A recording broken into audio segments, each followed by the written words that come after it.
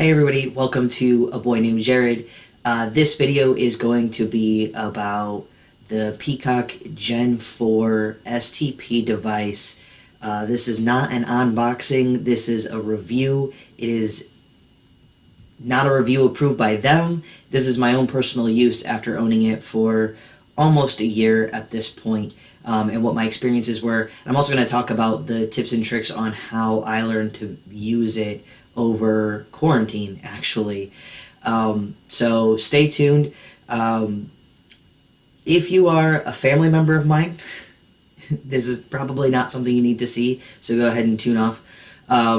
If you're a really good friend of mine, and this is probably also something maybe you don't need to see, so go ahead and tune off. For everybody else, just want to put it out there, we are going to look at prosthetic, I think that's the right term, devices that look like penises. Not a real one, but ones that look one that looks very realistic, and we're going to go ahead and talk about that. So if that is a trigger for you, consider this your trigger warning. Go ahead and turn off your cameras now. For everybody else, let's go ahead and get started. I purchased the Peecock Gen 4, so I think this is probably going to be backwards. Maybe not. Peecock products. So this is their little business card they sent with it. Their website is www.peecockproducts.com. There will be a link down below if you want to check out their website. Website's pretty friendly. I think their shipping took, I'm going to say like 3 to 4 weeks. Maybe. It's been a year, so I don't really remember. And like I said, this is not an unboxing. I've owned this product for a year. So we're not doing an unboxing today. We're actually going to have a realistic, I have used this product for a year for packing and for standing up to pee, and we're going to go over what that process was. Other things that came in the bag is an instruction guide. I recommend take a look at that. It's going to talk about different ways to put it in a harness, and it's also going to talk about the different ways to put the rods in that come with the Peecock product. You do have some options when you're on there as far as what you're purchasing and about rods that can make it a little bit firmer, so you can use it. It's a 4-in-1 item, so it allows you to pack with it, allows for playing, and also allows for stand to pee. And I don't know what the fourth option is. They just call it a 4-in-1. I think it's actually like a 3-in-1. The one that I opted for me personally is their light beige color, because I'm a pretty white person without being completely pasty white on the far end. So their second lightest option was a good option for me. I think it was called beige.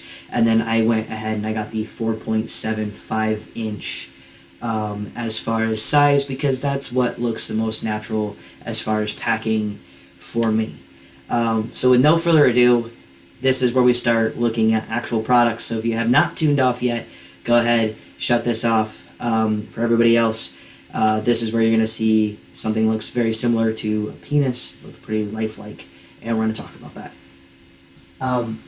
So it came with a nice little bag to store everything in, which is great because you can wash it at night, let it dry. If you're not packing for that day, like I work from home, so I don't necessarily pack every single day, because there's really just no need to. And it seems to me, this is a personal opinion, it's not medically determined or anything, but it seemed to me like it's just a little bit healthier to like not add more stuff into my pants if I don't need to, for sweat and whatever reasons. So that's a personal thing for me. I just don't pack when I'm at home unless I plan on going out or something like that. But outside of that, that's what the bag is for. It's really handy. It also allows you to keep the rods with it. So first and foremost, this is the Gen 4. It's so it's their newest version. I guess they've got one more version coming out right now. It's just it's like $50 cheaper than this one. I believe this was $250, so they got one for like $209. That's very, very similar. So as you can see, it's really soft, it's moldable. The ball sack here, it's actually almost solid. It's not hollow all the way through, so there's a lot of give to it. This is the one that, like, it basically has a second layer of skin, so it feels a little bit more realistic. But you have a really decent sized cup on the inside, and then obviously, I believe it's like 4.7 inches, like, all the way across. So there you go. This is the packer. And then as far as rods that come with it, it came with this rod, which is pretty ugly looking. You use a lot of lubricant, and then slowly place this on the inside, and then once again, if you can use water to slowly pull it out, so this way you're not stretching out the silicone or anything like that, that's the best option. This is hollow though, so you can actually wear it in. I have not actually tried using the stand-in P with this in there. That's the next thing I'm gonna, I think, test out. But this is hollow, so you should be able to utilize it for those purposes. It does make a weird creaky noise, so you can hear that.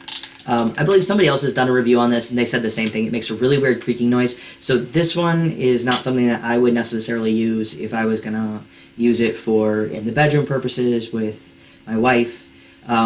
This is strictly, it just gives you a little bit more firmness with everything as you're packing. You could use it to play if you wanted, but that's, personally for me, this would be really annoying of a noise for that.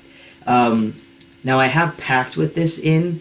I actually tested out for some practice for a drag show I have coming up, so I actually danced around with it in and packing, and this does not rub against your skin at all. My initial thought was that this plastic would be really uncomfortable and would end up touching things down there.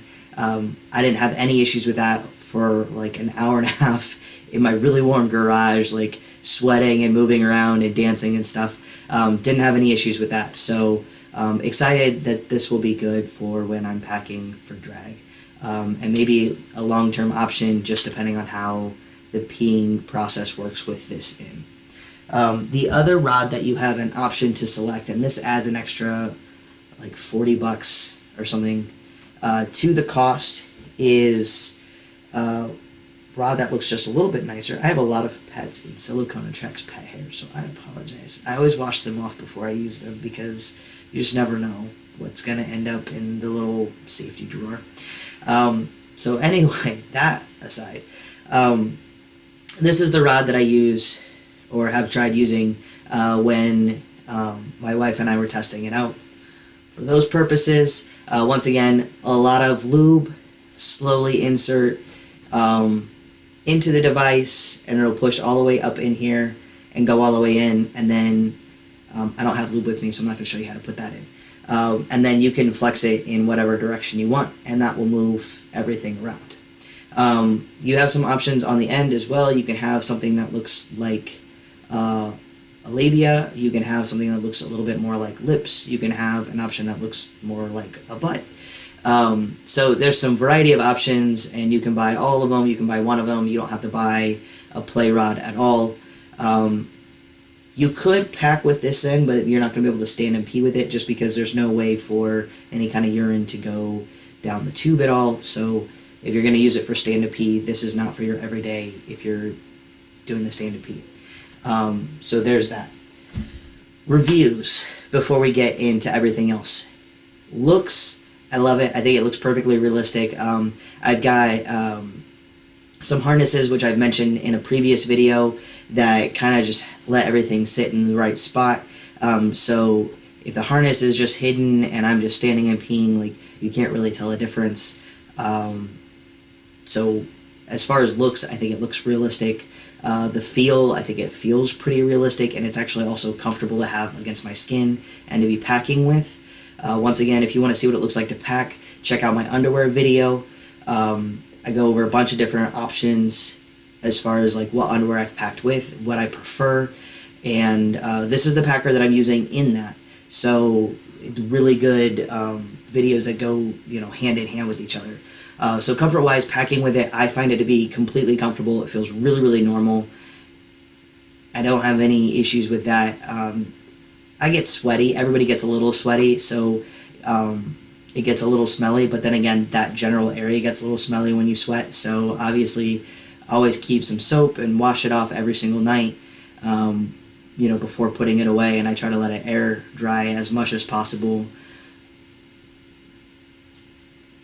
As far as using it for play, this is a little too small for my wife and I's purposes. I also find, because I don't like wearing a harness, I have used the rodeo boxer briefs to pack with it, or for play purposes, and that holds everything in place, but it's not my ideal situation.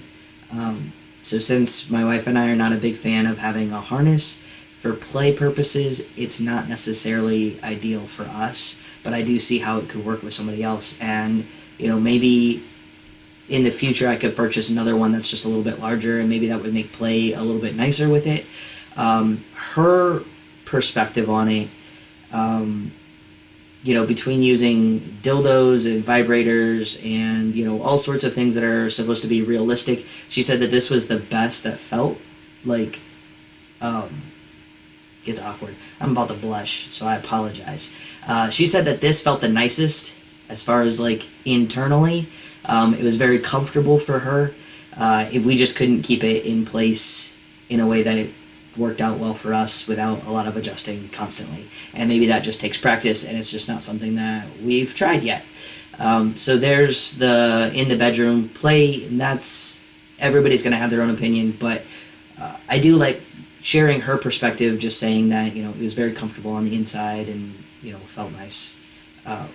Because your partner's feelings matter as well. And obviously consent and checking in on each other, and this is a whole other video about sex education, but, knowing that it feels good for her, like that's something that I need to take into consideration as well, since I'm the one who's bringing something additional to the bedroom.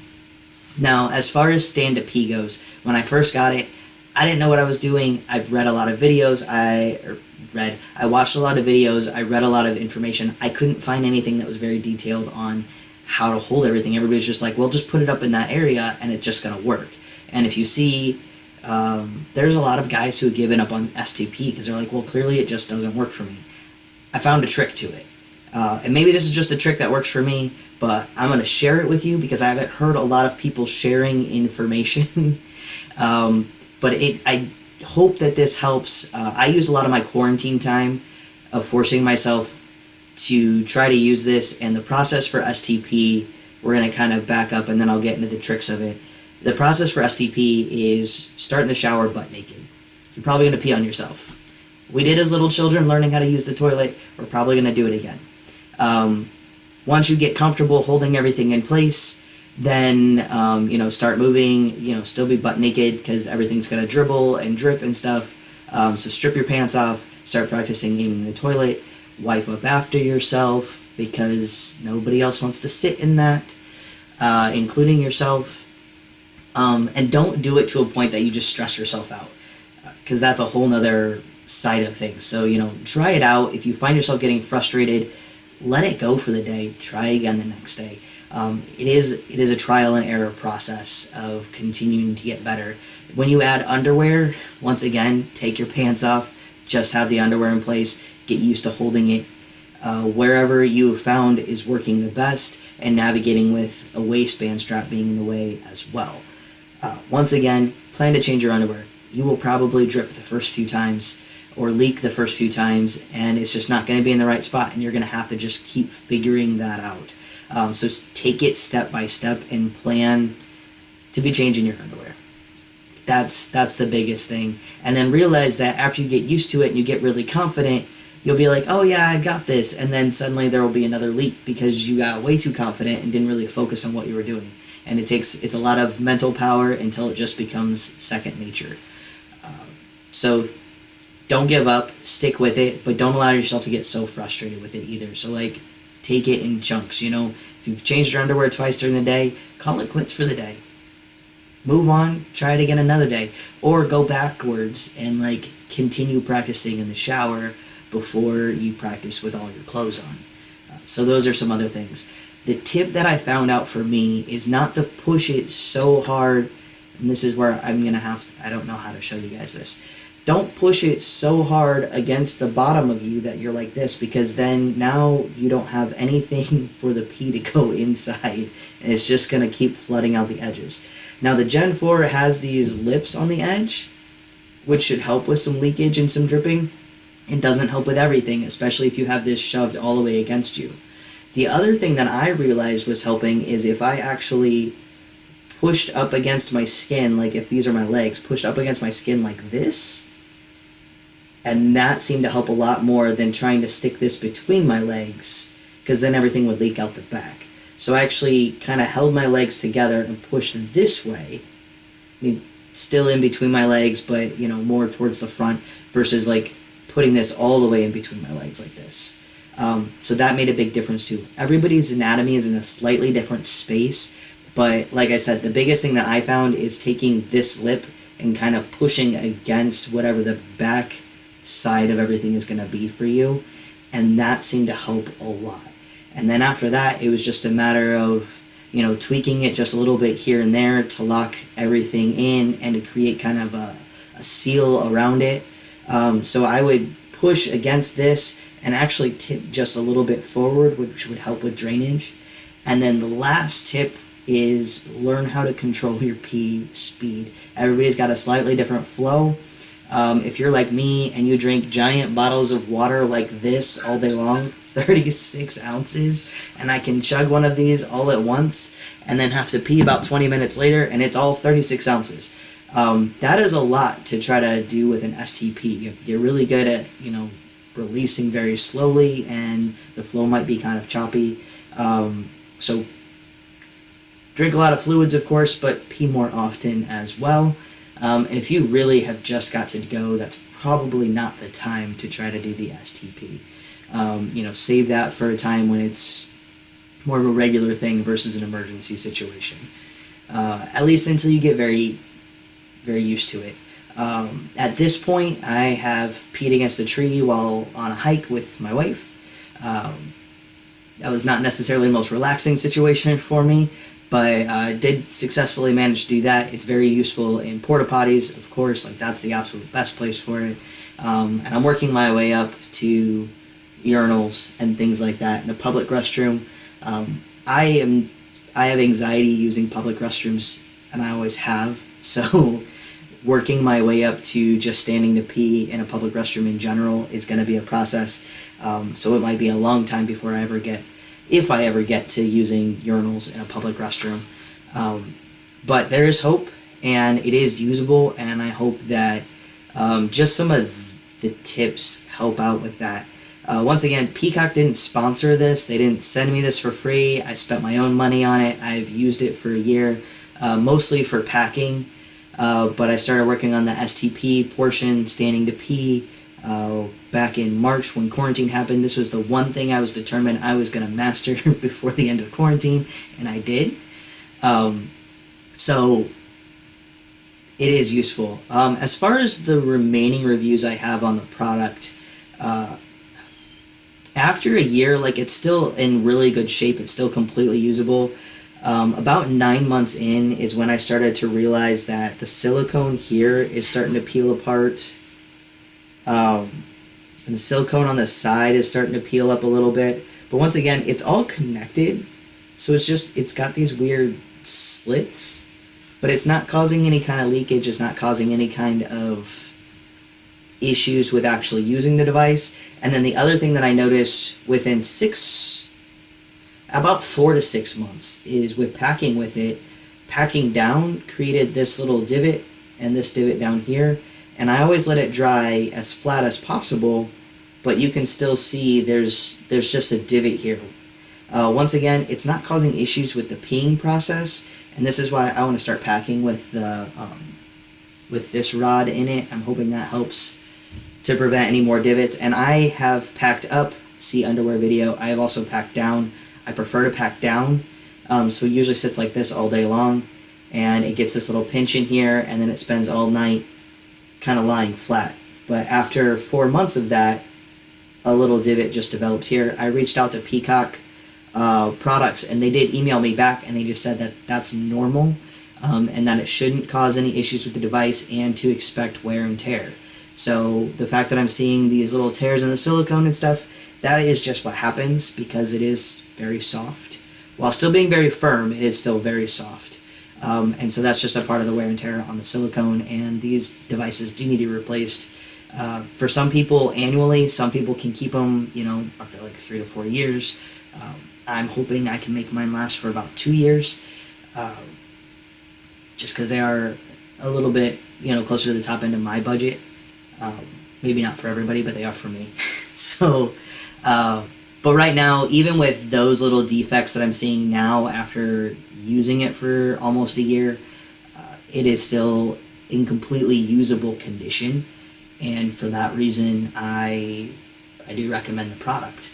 They do have all sorts of sizes on there. You can get some that are bigger, you can get some that are smaller, and they have some of their older models which are a little bit cheaper, not as realistic looking, and they were still working on the cup portion, so I know like the lip is new, and I am interested to check out their cheaper model of this if I can get it in the right size. So who knows? If you have any other recommendations, this video is getting really long and I'm not going to edit it. So if you have any other recommendations for people, leave them in the comments. If you have questions for me, you guys blast me with questions all the time on my trans tape. So I appreciate that. But if you have questions about other things, leave them below and I will do my best to answer them. I do try to reply to comments on my videos. I hope that you guys find that super helpful. But yeah, thanks for watching A Boy Named Jared. Check out my underwear video because it does tie hand in hand with this. And then I should be following up with just a top surgery video in general. And then, yeah, we'll see what comes next. Have a great day, guys. Once again, thanks for watching A Boy Named Jared. Hit the subscribe button and check out the underwear video.